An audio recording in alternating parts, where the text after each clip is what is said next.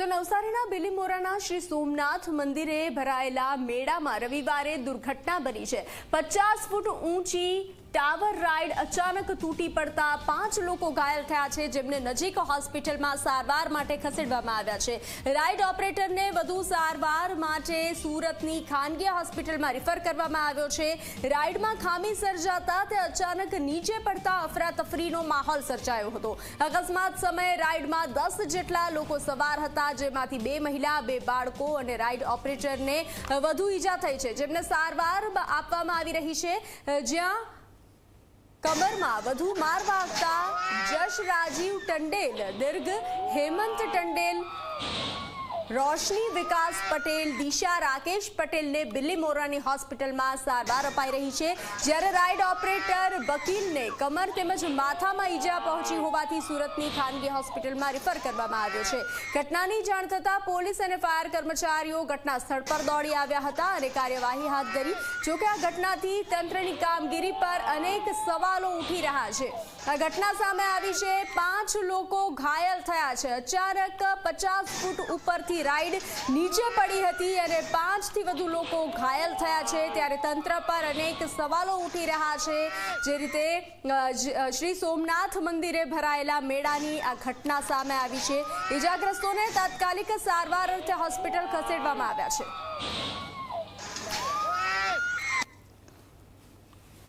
એવું પ્રાથમિક એવું લાગે છે કે કોઈ કેબલમાં ફોલ્ટ હોય એવું ફાયરના જવાનોએ અમને જણાવ્યું કે આવું કંઈક દેખાય છે। છતાં કાલે સવારે ફાયર ઓફિસર બાકીનો કયો રિપોર્ટ આપ્યો છે એ જોઈને બાકીનું તે કરવા, અને જો કંઈ હશે તો ફાયર ઇન્સ્પેક્ટરની હંબા પર અમારે પગલાં લેતા અટકાશો નહીં।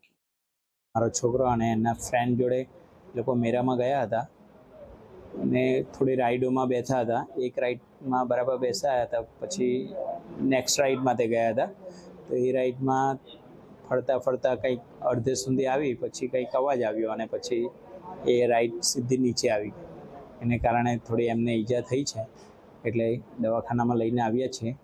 બહુ કંઈક વધારે ગંભીર ઈજા નથી, પણ છતાં થોડી તપાસ કરાવી લીધી છે અને થોડીક ઈજા છે એવું કીધું છે ડૉક્ટરે। 2 દિવસ બેડ રેસ્ટ લેવું પડશે એવું કીધું છે। તો 5 લોકો ઘાયલ થયા છે, ત્યારે ઝી 24 કલાક સવાલ પૂછે છે, શું રાઇડ માટે મંજૂરી લેવાઈ હતી? જે ઘટના સામે આવી છે, રાજ્ય સરકારની SOPનું પાલન થયું હતું તે એક મોટો સવાલ છે। શું રાઇડ સલામતીના નિયમો નેવે મૂકવામાં આવ્યા હતા કે આ ઘટના બની છે અને હવે ફોલ્ટ બહાર આવી રહ્યા છે? દુર્ઘટના માટે જવાબદાર કોને ગણવા કોણ? ત્યારે જવાબદારો સામે કાર્યવાહી કરવામાં આવશે।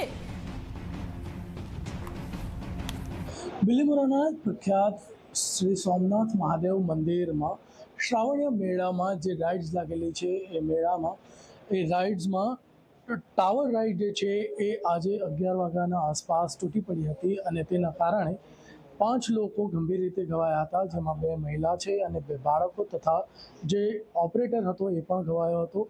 હાલમાં આ 5 લોકો સારવાર હેઠળ છે અને એમાં જે ઓપરેટર છે એને વધુ સારવાર અર્થે સુરત રિફર કરવામાં આવ્યો છે। હાલ અહીં આપ દૃશ્યમાં જોઈ શકો છો કે પોલીસ જે છે એ આ જે ઘાયલો છે એમના નિવેદન નોંધી રહી છે અને તેના આધારે પછી ફરિયાદ નોંધવામાં આવશે।